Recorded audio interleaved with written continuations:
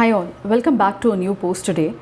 And today we heard the Minister of State for Electronics and Information Technology asking the media people whether the online intermediaries should be allowed or entitled to a safe harbor.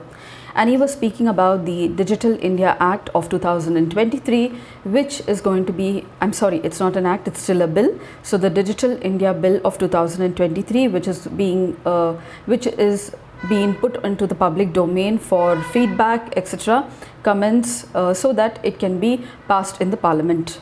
So the Minister of State for Electronics and Information Technology, Rajiv Chandrasekhar, said that he was asking whether the online intermediaries should be allowed a safe harbor, and he was speaking about the Digital India Bill of 2023. So what's the Digital India Bill all about, and what is the safe harbor he was speaking about, and why do we need the bill exactly for? So the proposed law, which is still not an act, will now impact a host of entities on the internet, like your social media platforms, your e-commerce, search engines, artificial intelligence based platforms, etc. So what is this Digital India Bill 2023? We have a IT Act, that is Information Technology Act 2000, which is a main act or a regulating framework in the country to govern the internet in the country. Now, as technologies have become complex with more of AI, more of e-commerce coming up, gaming platforms, etc., and activity on the digital arena increased. So if we compare since 2000, when the Information Technology Act was brought in, to now, the security challenges also have become very complex, and therefore the IT Act, which was brought about in 2000, was found to be insufficient to deal with the present day internet challenges and also the regulatory framework to regulate the digital arena in the country. As I told you, that today's internet pose a number of new challenges which is not sufficient for the IT Act of 2000 to deal with, and therefore we need a new law which is called as the Digital India Bill, which is being brought about by the country. Now, there is a greater diversity and complexity about the platforms also, which we are seeing on the internet every day, and these are also posing a challenge to the government, especially with regard to regulation with regard to them on the online space.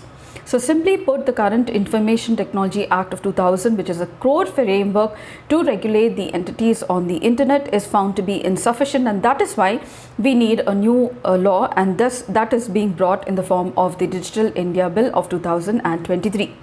Now, the law needs an update since it was framed at an internet era which looked very different from what we have it today, and so even in 2000 we really did not even have Facebook or WhatsApp as well.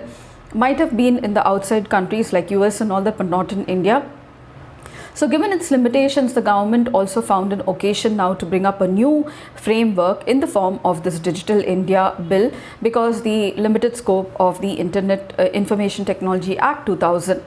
So the Digital India Bill will bring out a fundamental change in how the internet's infrastructure, from very big technology platforms like Google, Meta, Twitter, to internet service providers like Reliance, Jio, Bharti Airtel, Vodafone, offer a number of services to the users. So what are the aims of the bill? Now, the Minister of State, Mr. Chandrasekhar, spelled out some of the aims that the bill actually looks at. So he said that it aims to ensure an open and a safe internet in the country, to ensure the users' rights and also reduces the risks for them online. Accelerating the growth of technology innovation. The bill is a key pillar of a framework for regulating the technology and also the internet in the country. The other laws that regulate the digital space which are being considered present are the draft Personal Data Protection Bill 2022, which hasn't been passed, the Indian Telecommunications Bill 2022 also, which hasn't been passed, and a policy of the non-personal data governance. So the proposed law will also regulate a range of crimes now which the government and the people are facing because of the increase of activity on the digital arena, and which are unique especially to the modern times. Misinformation, especially under the garb of free speech, will not be entertained, said the minister, and this will be regulated under the bill. The other harms that include are like cyberbullying, doxing and identity theft. An effective adjudicatory mechanism and a body on par of the TRAI, that is the Telecom Regulatory Authority of India, will be formed under the Digital India Bill. So the minister spoke about something called a safe harbor, which I mentioned on in the beginning of the post, and he said that it's going to be revisited. So what is the safe harbor? Now, safe harbor was prescribed in the section 79 of the Indian Information Technology Act of 2000. It is a legal immunity that is given to the online intermediaries like your e-commerce sites, your social media platforms like Facebook, etc., Twitter, etc., that they enjoy against the content that is posted by the users on their platforms.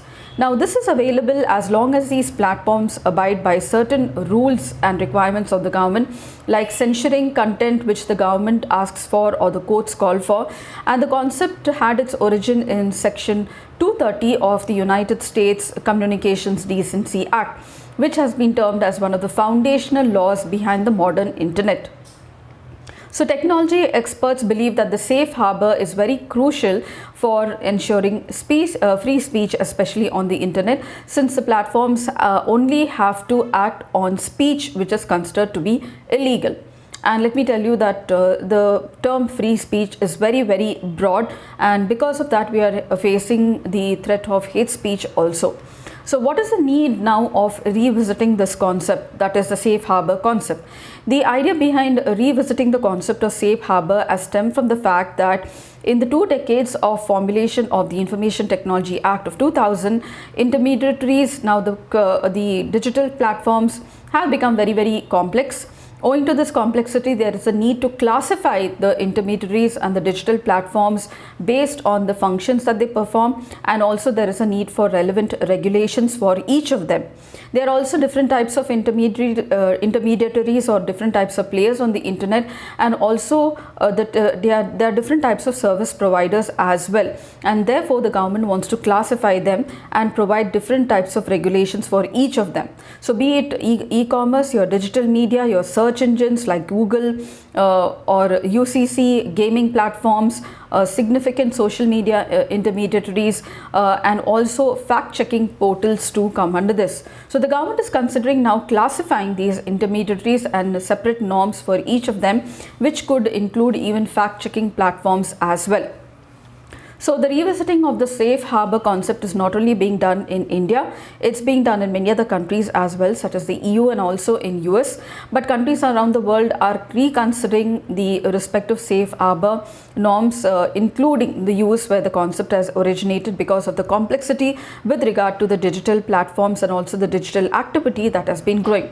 Security challenges also, and now there is a lot of using of the terrorists also are using the social media platforms to carry out their attacks to radicalization, to spread hate speech, etc. There is a lot of tarnishing of images going on and all these things. So to deal with all these present day challenges as the internet and as the digital space becomes much more complex, there is the new Digital India Bill 2023 that will replace the Information Technology Act of 2000 that is coming up, and also the safe harbor clause will be revisited, which means that the intermediaries now will be made more responsible for whatever content is going to be generated on their platform. So I hope this information was really helpful to you all, and if you did do like, share and subscribe, and do follow me for your daily updates, and I shall see you in my next post. And until then, as usual, it's always happy learning.